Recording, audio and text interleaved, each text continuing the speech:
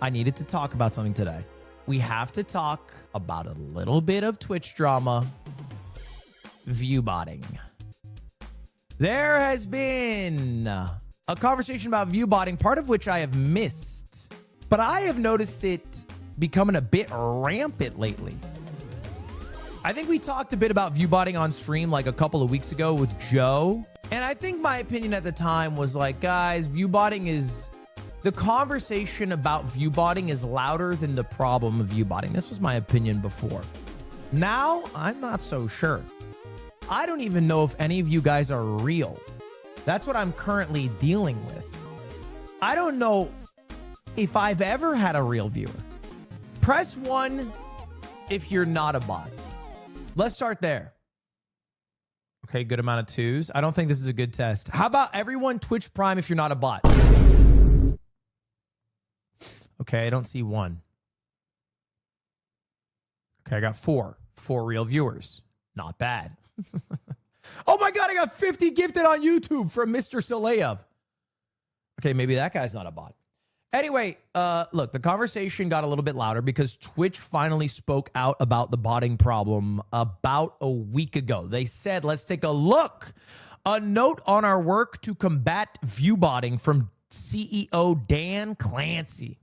There's been a lot of discussion recently about viewbotting on Twitch, and I wanted to share an update on our enforcement efforts. Viewbotting is bad for business. We do not benefit from it, and we believe it harms the creator ecosystem overall. Okay, I think these points are true. I do hear some people argue that Twitch does not combat viewbotting Been because... slacking and forgot to use my Prime the last few months. Thank you, the Prime, baby. I see people argue that Twitch doesn't stop viewbotting because it helps them, because it makes their viewership numbers bigger, and maybe that there's also an idea that they get more from advertisers. I think short term, maybe that's correct. Maybe short term, if you bought it and it went undetected, that's fine. But I think advertisers catch up. I also cry at MHA clips. I think advertisers catch up, and once you are considered a view botter, the stench lasts a while, and you lose a lot of, I don't know, partnership, sponsorships, sales opportunities, whatever. Long term, it's really bad. Like I think the whole system falls apart. It's like what's that shit from The Big Short? CDR bonds. If you start packing all your viewership with bonds, maybe for a short while everyone believes it, but once everyone realizes that the floor is fake, they fall. Okay, like the fucking Roadrunner. Anyway, continuing. However, effectively combating viewbotting is challenging. As we deploy updates to our real-time detection algorithms, viewbotting companies quickly respond with updates to avoid detection. This is funny to admit. They're kind of admitting that they're getting owned. They're kind of admitting that they're getting their shit rocked. Although, to be fair, I know this also exists for like ad block. Like ad block obviously directly hurts businesses like Chrome or Google or whoever, and they do a lot to stop ad blocking, but ad blockers are fucking soldiers. They are warriors, and they have been fighting this fight for 20 some odd years. The ad blockers have been fighting for 20 years, and I'd like to think that they're winning. And I feel like maybe this is a similar fight. I am not technically literate. I don't know what it takes to make a view bot. I don't know what it takes to stop it. I just know a similar war is happening, and it's not like the big company can just win easily. Also, our detection system must be precise to ensure that legitimate viewers are appropriately counted. Okay, fair. Today, we're introducing a new enforcement type that we plan to roll out over the next few weeks. For channels identified as persistently viewbotting, we will apply a cap to the streamer's CCV for a fixed period of time on all of Twitch surfaces. Whoa. A viewership cap. That's interesting. The cap will be based upon historical data regarding that creator's non-viewbotted traffic, which I don't know how they would determine. I guess this is saying that Twitch knows who's viewbotting and by how much. It sounds like they are confident in their viewbotting detection, but maybe they're not confident in their viewbotting blocking or something. Repeated violations will result in longer penalties. Ooh, that's interesting. Streamers will be notified when an enforcement is applied along with the duration of the penalty and can appeal through the appeals portal. Okay. So there's a view cap to a streamer's viewership if they're caught viewbotting, which as a solution maybe works. It sounds like the idea is because viewbotting is like you pay for a service who view bots. Viewbotting, you're paying for a service to apply viewers to your stream. They detect it. They're like, dude, you're normally at 1,000 viewers. You're at 5,000 viewers. You're paying for 4,000 bots, or somebody's paying for 4,000 bots for you. You're now capped at 1,000 viewers. Okay? All right? But what I don't understand is what repeated violations will result in longer penalties means. Because I feel like the goal of it is whoever's paying for it will stop because they're not getting the value of the product they're paying for. If I'm paying for 5,000 viewers every stream and my viewership is capped, I might as well stop paying. And then the period ends. And then if I do it again, there's a longer penalty. So, you know, obviously this is something that I'm sure they're considering, and this is probably something you have to deal with case by case in the appeals court. But it feels like you could permanently cap a streamer's viewership. I don't know how hard it is. Maybe it's important that the information isn't public for how long the cap is applied. Like if the cap is a secret, then every time you pay for it to test if the cap is in effect, it would cost you money and maybe stop you from doing it. But like, let's just say I fucking hate, as an example, Squeaks. And I view bought him to 10K every stream. And then they add the cap on him. And then I know when the cap ends, and then I do it again. And then I do it again. And then I do it again. And then they just have to perma cap Squeaks' stream.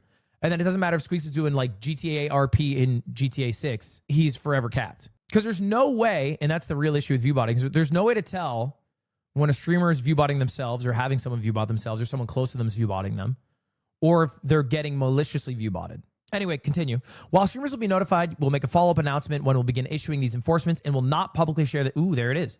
We will not publicly share the details about when and where these enforcements are applied. So the goal is to hide that information so the person viewbotting is disincentivized. If you throw out their ult and you don't know when their spell shield's going to be up, it's a risk. If they're going to telegraph and say, hey, I'm about to press W with my Nocturne spell shield, then you know when to not ult. Interesting. Unfortunately, providing details simply makes it easier for companies to work around our interventions. We believe this approach will help us make meaningful progress against viewbotting. We will continue refining our systems and can expand these and apply these enforcements over time. It feels like they done run out of options. Am I crazy? It feels like they have lost the fight. And I'm not saying this method isn't a good idea, but it does kind of feel like they had a meeting and they were like, fuck, what do we fucking do? Like the engineers were like, boss, we can't figure it out. We can't remove the viewbotting. And now they have to get scrappy. They're fighting viewbots like Americans fought in the Revolutionary War. We're doing Bush Warcraft against the viewbots. What can you do? Well, it's a good question. Pirate Software seems to think it's a lot easier. He talked a bit about it. He said, the more I see public discourse, the less it makes sense. If Twitch can identify viewbots through historical data, then why can't they strip only viewbots instead of apply an arbitrary cap on views overall? Which I think is a good point, because they do make it sound like they can easily detect viewbots. He follows up, because they can't. The viewbots people use today are primarily done through embedded traffic on third-party sites, distributed over many areas, back-routed, yada, yada, yada. Nerdy talk. Then he follows up, waiting to see how they implement this. Twitch must be confident in identifying real traffic versus viewbots if they plan to use historical data. I don't see how Twitch could determine if a streamer is viewbotting versus an attacker doing it to the streamer. On the attacker side, they can now potentially cap the streamer's views. This is what we're talking about. Now, Dan Clancy tweeted for the first time in a month a reply to Pirate Software. He said a number of streamers have suggested the embeds are a primary viewbot vector. While this attack vector we monitor, embeds only account for 0.37% of total watched hours on Twitch and are not the primary source of the problem today. So I don't know what the primary source is. DJ Dan Clancy says it ain't embeds. Okay. The 0.37% of total hours watched on Twitch, I think, is maybe a less honest figure than if he were to say the percentage of total view bots. You know what I'm saying? Like, it's a weird way to phrase embeds account for the total viewership on Twitch versus the total percentage of view botting. That's what people are actually interested in. Because now he's not revealing to us, and I guess maybe this is why, what everyone wants to actually know, which is what percentage of total watch hours on Twitch are view bots. And I think the reason he doesn't say that is because that number would scare people. That's probably a scary number. Even if it's 5%, that's scary. Do they even know the number? I'm sure they have an idea. It sounds like they're saying they're very good at detecting view bots. That sounds like what they said in the first post. So if they can detect it, they can inference, what the watch hours are of those bots, of those streams, whatever. So anyway, if you guys don't know how bad the problem really has gotten, let me introduce you to a guy. And you might be thinking to yourself, who's getting maliciously view botted? People who are getting view botted are streamers who just want a little extra viewer. And there's probably a name that comes to your mind. And it's different for everyone. It might be based off of what you've heard someone say. It might be based off of, you know, a bias because you don't like this person or just because you think their viewership's higher than it should be. There's someone who's inarguably botting. And they themselves have been outspoken about not liking the fact that they're getting view botted. I'm, of course, talking about Asian Jeff. Asian Jeff's viewership has been around 100,000, 70,000, in the high tens of thousands, almost every stream for the last couple of weeks. Asian Jeff is live right now. He's at 190 viewers. Is a Fortnite player. He's getting botted to like the most insane degree. And he obviously he knows it. And he's not paying for 50,000 bots. I don't know who is.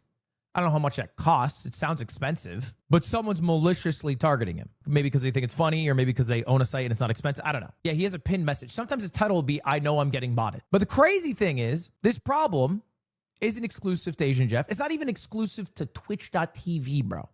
It's not even exclusive to streamers who are smaller in size, who are trying to get bigger and climb up category. It happens to the biggest streamer in the world. I don't know if you guys saw the iShow Speed thing. It's happening on YouTube. This is Speed. He was streaming in the Dominican Republic. This is like a couple of days ago, last week, I guess. He's on this car with this guy. I remember watching this. Oh my God.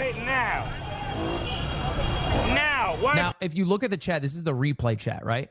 They're all spamming the number of viewers that were live during the stream on YouTube. 0.6. Bro, I hit my record on Twitch too, I think. I did? Bro, chat, I beat my record on Twitch. Let's go for the record. And Speed's popping off because he broke his record. At least he thought at the time. He had like 2 million viewers. He had like 1.8 on, I think, YouTube, maybe 1.9, like another 100,000+ on Twitch. And it was found out the next day on YouTube and Twitch, he was getting botted. Dior, chat, about that stream, we never broke our record. It was a great stream, but we only peaked at around like 300K. I talked to the YouTube reps. Somebody botted that stream. Dior. So botting is even an issue on YouTube, bro.